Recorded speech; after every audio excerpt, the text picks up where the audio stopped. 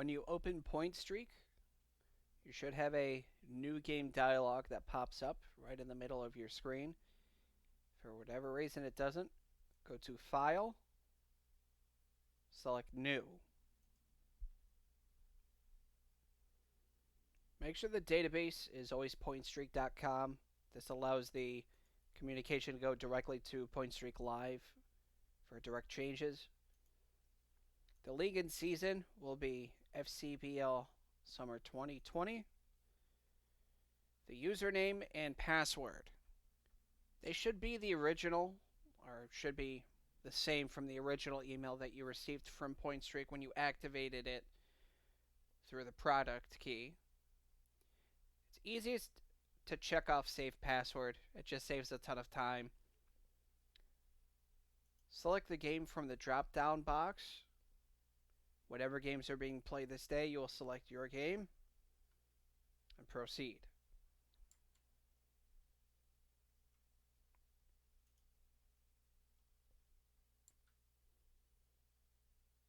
From here, go to View and Game Information. This is where you will be allowed to see date, time, the visiting team, the home team. You can adjust that if you need to. But the main focus will be placed in this drop-down box here. You don't need to touch location. It should automatically be input. If not, just type in the location in terms of what ballpark it's being played at. For comments, those will only need to be really input if the game is won by a home run derby. In this game, it is the Worcester Bravehearts and the Pittsfield Suns. Let's say, for instance, visiting team, WOR, WAR. They won the home run derby, HRD. We'll say 8-5. Scorekeeper, you can input your name if you'd like. It's not necessary. Plate umpire will be, obviously, the home plate umpire. The next umpire will be field ump number 1, which is the bases umpire. During the playoffs, there will be 3 umpires, so you will use plate umpire. First base umpire will be field ump number 1, and the third base umpire will be field ump number 2. The attendance. It's imperative to input. The league does track the attendance. They're very vigilant on accurate reporting. Have someone like an intern or a free body just grab the attendance number from the box office manager so that way you can input it into Pointstreak before you finalize the game. What you're never going to want to touch is winning pitcher, losing pitcher, and game duration. These will be automatically input when you finalize the game. Adjusting this may mess up the current stats once you finalize the game. Weather, it's pretty basic. Sunny, cloudy, overcast, rainy, etc. Not necessarily needed, but would be a good point to put in. Finally, ejections. They are rare, but in case if it does happen, just enter in the last name of the person or the people that got ejected. Let's say I got ejected. I will say I got ejected in the top of the 9th. Use a comma to separate. Pretty simple there. Once you finish those, you can start to enter in the lineup. You're going to want to start and click on the far top left box available.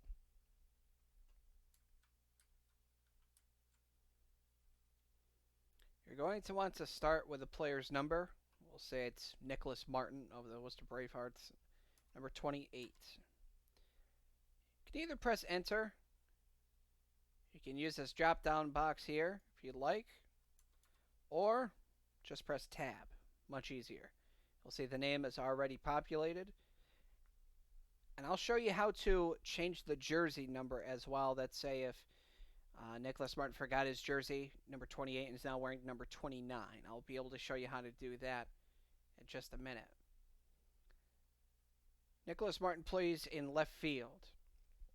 Now you can either type in LF, or you can type in the fielding position number, which would be 7. Also, from there, you would hit tab. This is the inning that they came in.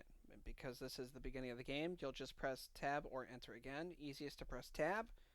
It'll go down to the next person. Continue as normal.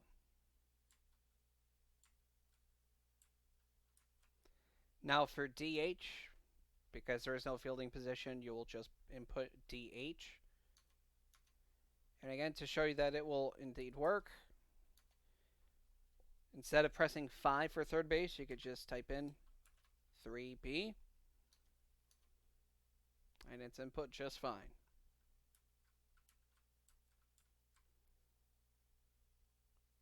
For pitchers, you're going to want to skip the 10th box and instead go to the 11th spot and enter it in from there. Say it's Angelo Baez, number 4.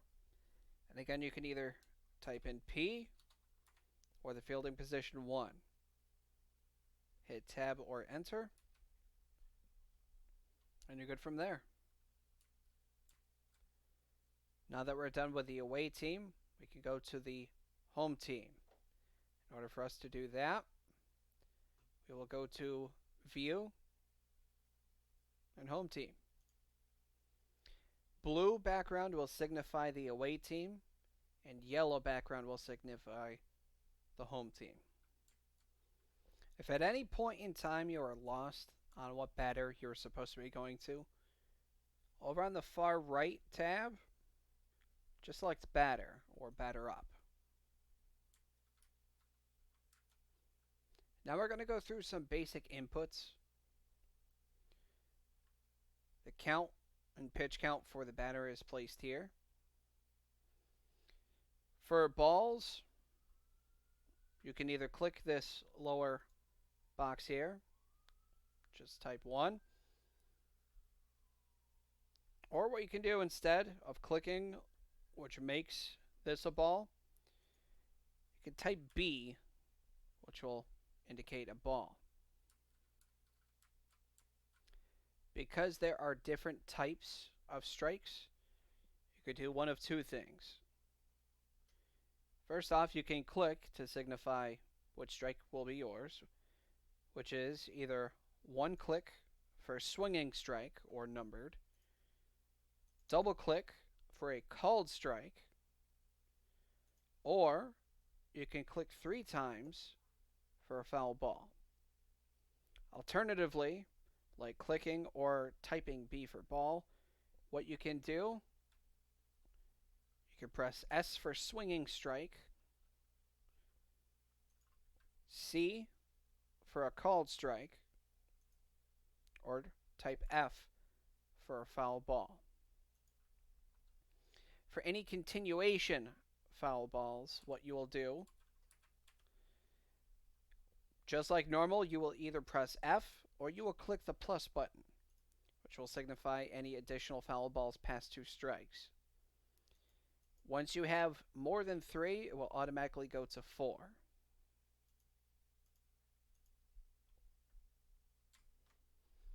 Now, if I click any of these, it will delete any pitches that were past that point. So let's say the third pitch. If I click 3, it will get rid of that pitch and everything before it.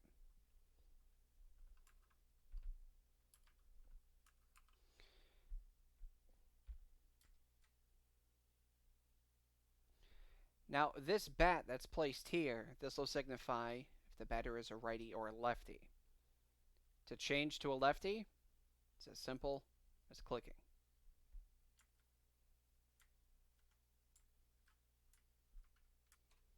Now, continuing this demonstration, let's say this batter struck out. You can either type in C for called strike or S for swinging strike, or you can go down to the tabs, select K, and it'll give you all the available options. Anywhere from a called strike 3, swinging strike 3, swung on a missed, the catcher dropped it and he tagged the batter/runner, or KS2-3, which is a drop third strike and a put out over at first. We're going to say the batter swung and missed, so we'll type S for swinging strike. For walks, you have 3 options. Of course, you have traditional base on balls, an intentional walk, or hit by pitch. If a batter is hit by a pitch, immediately this will be the option that you use. If there is an intentional walk, you will use no further pitches. You'll just click intentional walk. Or if there's a base on balls, you will need at least 3 balls input. And you can go over here and click base on balls, or in this case, what I will do is press ball 4 times. And this will automatically trigger the runner to head over to first. There are many ways that you can record an out, or you can advance runners. Let's say if there's a grounder in the infield, however.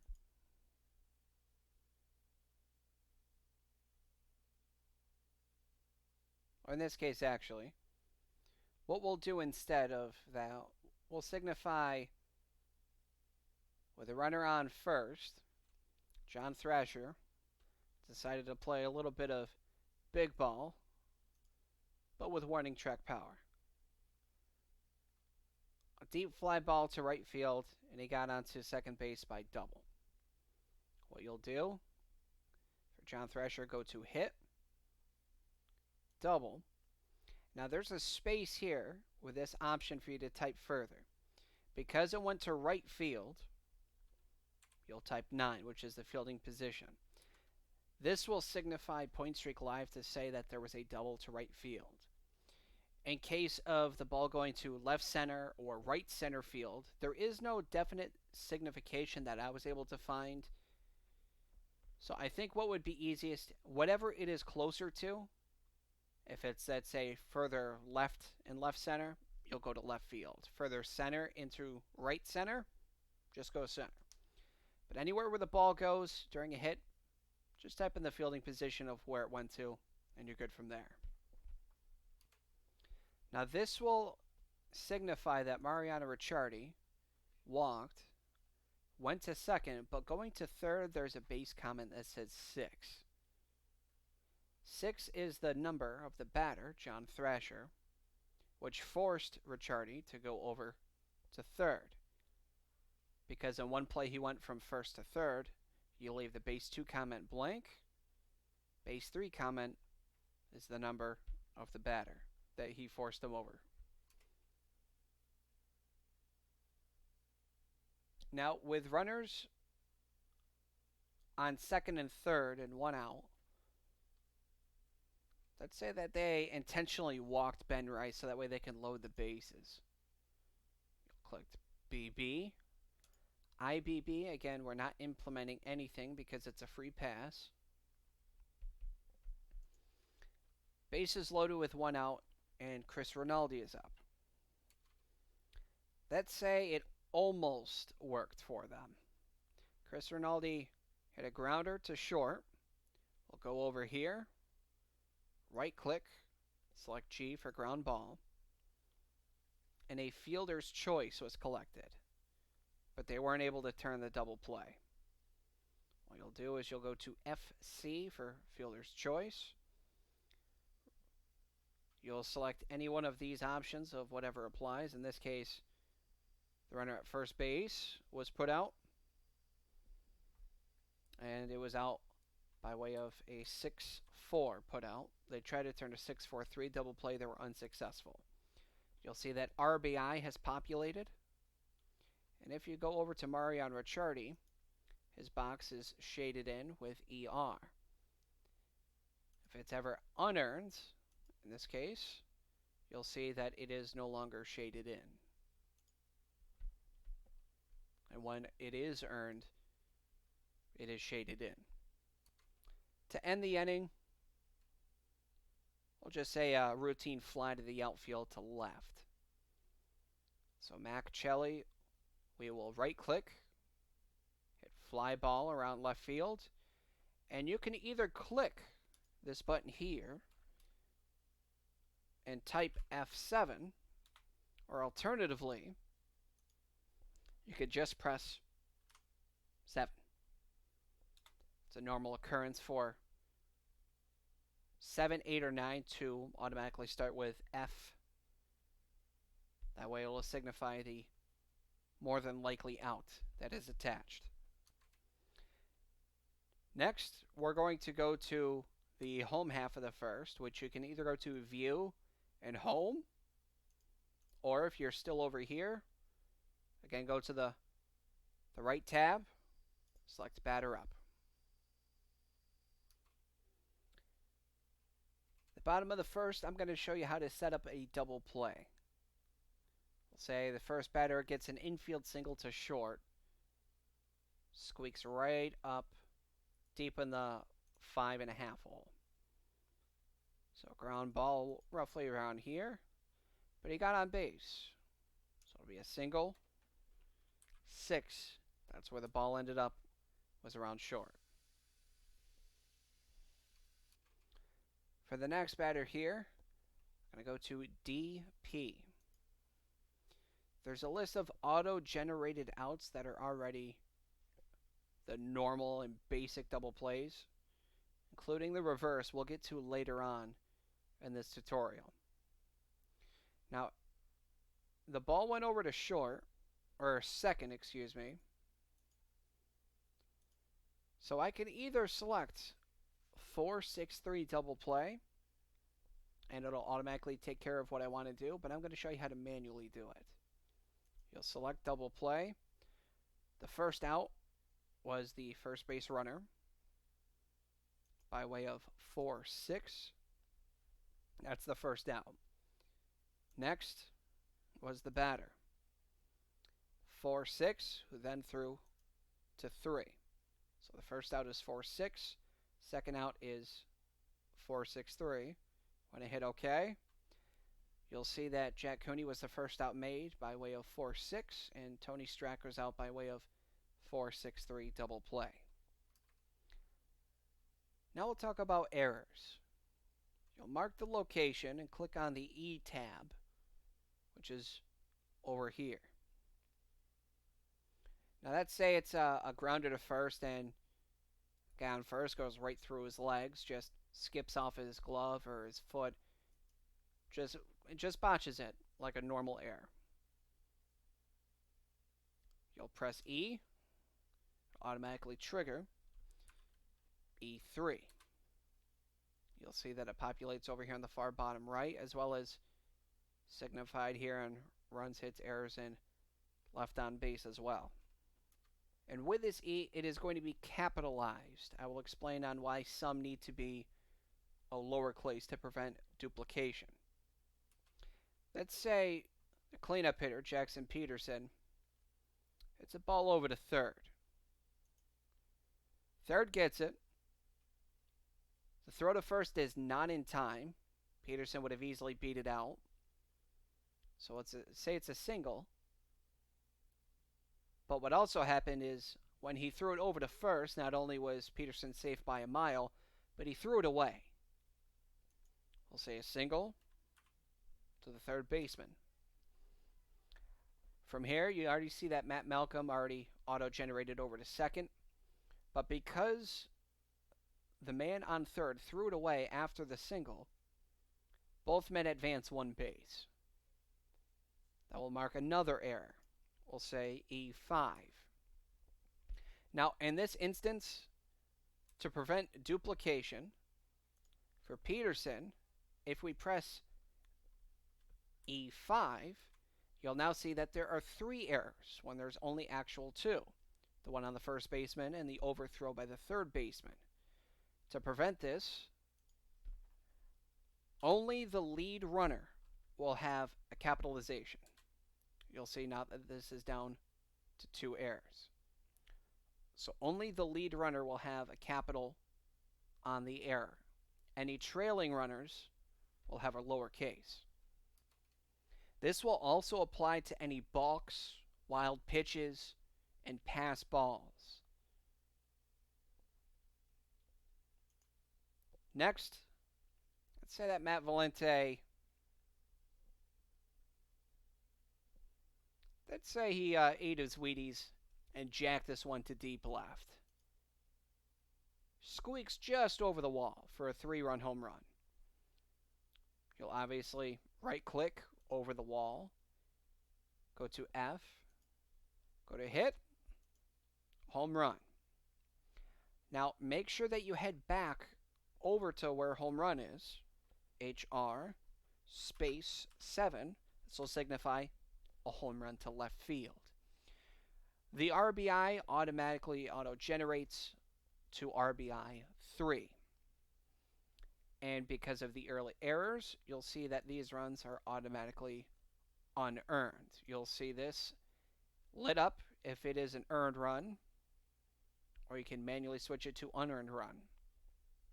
Pitcher earned, team unearned, and team earned, pitcher unearned are highly unlikely, so just stick to earned and unearned.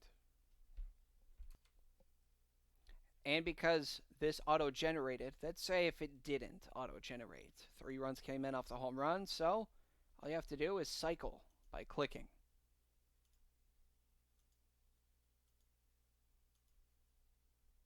Pretty simple there. Next, we'll say that Jack Kalumovic got walked. So, 4 balls being thrown, he walked.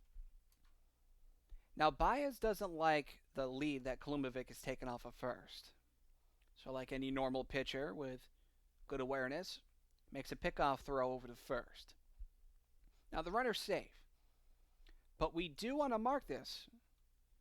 So what we do, because Taylor Beckett is up, go under the More tab.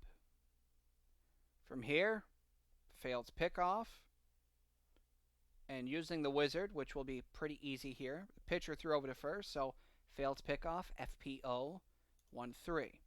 You'll see a tiny little dot here that say if there are more pitches thrown, another failed pickoff over to first. You'll see a dot here as well, signifying that there's multiple pickoff throws over to first. This is going to show up in Pointstreak Live and follow the action as there are moves over towards first. You can also use the More tab for a multitude of things. You won't have to worry about international tiebreaker or on base by rule. Triple play, albeit unlikely, you can use the double play wizard. You'll just have to change it from DP to TP. You can use this. Catcher's interference, if during the swing makes contact with the glove. You can auto move the runners to either second, third, home. You can toggle the batter side as well instead of just clicking, just in case if you forgot. Or signify a dropped foul ball. So let's say in foul territory, the catcher dropped it because he's got a mitt, not a glove. You'll see E2, that will signify the foul.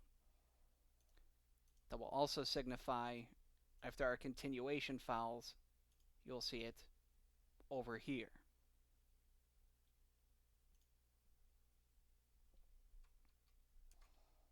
Let's say the 1-0 is a ball in the dirt, but Kalumovic was off with a pitch and he steals second. So the ball was already committed to being made, and the umpire ruled it a ball, so the count is now 2-0, but Kalumovic stole second. You will click on Kalumovic, go to SB. It will say SB 28, and the reason for this, number 28, Taylor Beckett, is the batter up. Kalumovic stole second when Taylor Beckett was up. The next pitch, we'll say it's a swinging strike. Klumovic got greedy, tried to take third with 2 outs, which is a cardinal sin, but humor me for a second. Because Klumovic was caught stealing, instead of stolen base, we'll now go to CS, and the assisted putout was, of course, 2-5.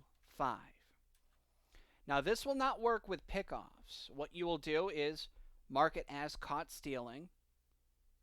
Let's say the pitcher picked him off over at second. It would then be a 1-6 or 1-4.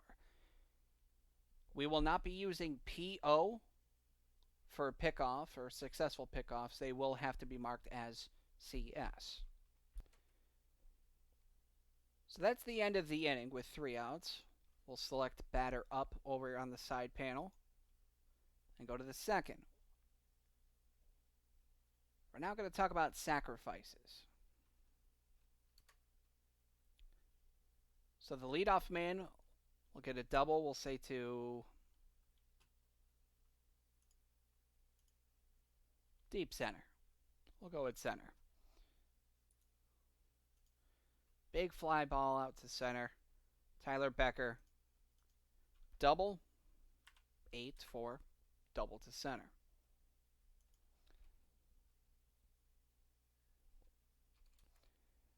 The next batter with no outs, especially being in the 8 hole, would be a sound move, would be, of course, to sacrifice and bunt the runner over to third. Not a bad move.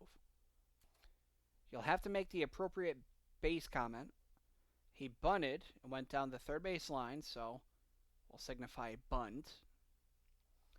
Go to sac and sacrifice hit, as well as should you need any of these as well if it applies. From here you will type 5-3 SH. SH will already be there, and it will not be SH53. It will be 5-3 SH in that order. The wizard will help you along the way with that. Now, Tyler Becker moved from second to third, so what we will do is we will take him, click on third base. Now, what we're going to do, this says 2. So that means Tyler Becker hit a double and went to third on his own accord, which would have then been a triple, which is incorrect. What we're going to want to do here is change this 2 from a 2 to 27, which is Riley Livingston. He was the one who advanced him over. That is now corrected. Next, good old sacrifice fly. Again, a can of corn out to center. So Trevor Johnson, a fly ball.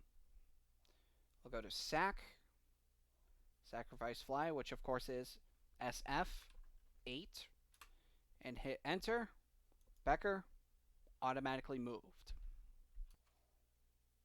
Now I'm going to mark a quick strikeout and advance to the next example. I know it may irk some of you. I know it definitely irks me, but there are no pop-up markers. There's no pop-out markers. They're only flyouts. Now, what would normally be, let's say, a pop-out to third, we'll right-click, hit pop-up. Now, for this, we cannot type in P5. The reason for this, Pointstreak Live, it does not recognize what a P is, so it will mess up the outage. Instead, F5, which is a flyout. Although it is technically a pop-out, F5 is the only way that Pointstreak recognizes. And this goes the same for a foul pop-out as well. Instead of anything like, let's say, Dom Hughes, he pops up behind the plate. Instead of doing FP2 in this case, we would do FF2 for foul flyout 2, which is the catcher.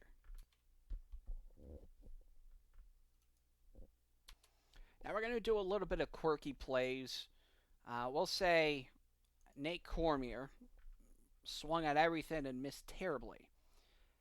But on the third one, He swung, missed, got away from the catcher, resulted in him reaching first, which is a strikeout wild pitch.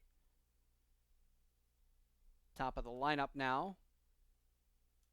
We'll say Jack Cooney gets beaned. Just off a lazy curveball that doesn't break. So he gets hit by pitch. So 2 outs, runners on first and second. Next pitch is a ball by a mile because the pitcher, just for the scenario, can't get a grip on the ball. Gets away from the catcher, advances both runners. So what we'll do is the lead runner, we will select WP 8, which is the number of Troy Strack, who is currently batting. Hit enter. Go to Jack Cooney. He advanced to second too. But remember, we do not want to duplicate wild pitches. So what we'll do instead, just lowercase them. Pretty easy. And finally, after this, now runners second and third, 2 outs. Troy Strack just grounds out straight to third. Now another tiny quirk with Pointstreak. Normally you will see 3U for unassisted or 3 capital U for unassisted, but for Pointstreak, plain old 3. It's just how the system works. For substitutions, pretty simple, pretty basic, just like normal for batters and for pitchers as well. When batters come in, all you have to do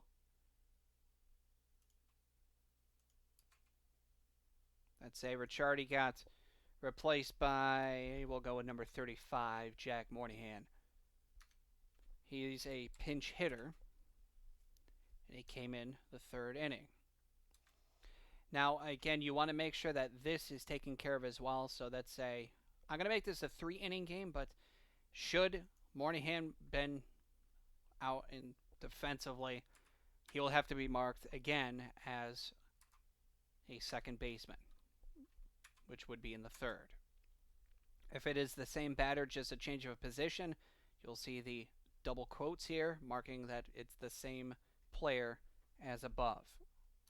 For pitchers, you can do one of 2 things. You can either change the pitcher down in the far bottom left underneath Mike Noki, which would be number 35. That would be Henry Leak.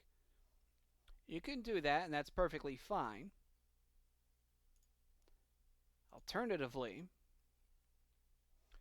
you can go underneath him normally. Number 35, pitcher, 3rd inning. Easy. If you do make a mistake, you can right-click. What you can do is you can do either change jersey number, which will be allowed. Substitution details, this I will get into in just a bit. But it basically signifies that everything has been changed accordingly and correctly. Now, as I said, the substitution details, there's a batter count and a pitch count. It is 0-0. Now, you will need to monitor the batter and pitcher count pretty much in a lot of instances, including substitutions, base running. First, under the substitution details, you'll see that they're both 0-0. Pointstreak considers the batter count as completed batters. So in this inning, Jack Moynihan is batter number 0. Thrasher is batter number 1. Ben Rice, 2, etc. To further emphasize how this happens, I'm going to show you from Tyler Becker. You do see that he, again, back in the 2nd, got a double, advanced over to 3rd. Now we're going to click this arrow that's to the side. The base comment is 27, which is Riley Livingston. The batter count is 1, which is Riley Livingston. The first pitch was a bunt on the 3rd base line, so that is a completed pitch. If this is off at all, that will mess up the stats in terms of men left on base, stolen bases, anything of the sort like that. Now we're going to finish up this game and I'll get into finalizing it. But first, what we're going to do is I'm going to show a reverse double play, or a pretty much a fly out, throw 'em out double play. We'll go with that. So for Jack Morningham, good pinch hitter, skies one out into right center field. We'll say it was more. We'll say more right than center. So a second base, which is a double, then 9, which indicates right field. From here, this is where they blew the inning. John Thrasher flies one out to left. We'll say deeper left. He flies out to left, trying to advance the runner. So we'll type 7 for F7. But Moynihan is thrown out at third.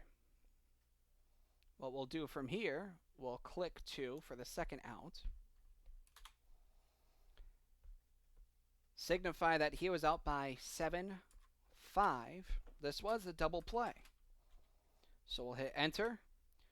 We're going to go back to John Thrasher. And we'll do a capital D lowercase p. This way it doesn't double up on the double play. Yes, pun intended. Just a normal fly out to center. That'll end the game. We'll just assume that this is a 9-inning game, but right now we're just playing with 3. That's all we need. Now to end the game, you're going to go to Tools, go to Validate Game Data. If there are any issues with either the away team or the home team, you'll see under Info of anything in particular. So I'll make an example. We'll say Mac Chelly decided to go over to third base at the same time. So if I validate game data, you'll see that there's a position omitted and covered by 2 players. You'll then see from here where the issue is. In this case, I'm just going to clear Mac Chelly. Validate game data, everything seems okay, which means we're good to finalize the game. But if at any point, if there is a delay, what you'll do is you'll just click on rain delay. Let's say there's a lighting delay. Anything of the sort you'll find here. And I can't preface this enough. What will need to be kept is timestamps of not only the game time start for first pitch, but also the last out / last run that's put across. But you'll also need to keep a track of the time that there was a delay. That will go into effect in terms of the actual finishing game time. To finalize the game, we'll go to Game State, Finalize Game. This will again validate through a separate wizard. It looks like everything's okay, and I'm able to click Next. The game state, it's either in progress. Because we want to finish the game, let's say it was 9 innings, it's in regulation. If the game ends in 10 innings, you'll go to extra innings. If the game is won by home run derby, you'll go to end other. Other options are listed below as well. We'll say the game, it ended. Now the game started at, say, 7 o'clock on the dot. And ended at 10. Right on the dot as well. Now normally this game duration would be 3 hours. But let's say there was a half-hour rain delay from 7:30 to 8. You'll fill in the rest as normal, but the game duration will be subtracted from the start time and end time, which is collectively 3 hours, minus the 30-minute rain delay. You'll have 2 hours and 30 minutes. Last inning, of course, is the top of the third. The home team won. If it's end by other, it would be, of course, the bottom of the, in this case, 10th, and either the home or the away team would win. But in this case, it was just ended in regulation. Ended in the top of the third. Pittsfield Suns, the home team, they won. Now to select winning and losing pitchers. In a home run derby game, there are not going to be any winning and losing pitchers that will be recorded. However, in any and all game that one of these apply, saves, blown saves, as well as holds, they will be recorded. A hold is when a reliever enters in a game, in a save situation, that is, and one of the 3 conditions apply. He either appears in relief, he's not the starting pitcher, when his team is leading, and he's not the winning pitcher, and he qualifies under one of these three following conditions. He either enters in the game with a lead of no more than 3 runs and maintains that lead for at least 1 inning. He enters the game, regardless of the count, with a potential run either on base, at bat, or on deck, or he pitches for at least 3 effective innings. That's one scenario that needs to happen. The second, he records at least 1 out. And the third that needs to happen, he leaves the game before it has ended without his team having relinquished the lead at any point, but he still doesn't record a save. Basically, it's a pitcher who would have recorded the save if he was not relieved, and the reliever ahead of him got the save. Anything like that. So think of it as a starting pitcher pitches 5 innings. Then he pitches 3. The first reliever. Then the closer comes in, and he pitches the end. So the starting pitcher would get the win. The relief pitcher, they would get the hold. Closing pitcher gets the save. But following back to this game, Mike Noki got the win. Losing pitcher, only pitcher available, Angelo Baez. And getting the save is Henry Leak. From here, just click Next. And the Game Finalize Wizard, they want you to check off both of these options here. This will add to the visiting team season and the home team season.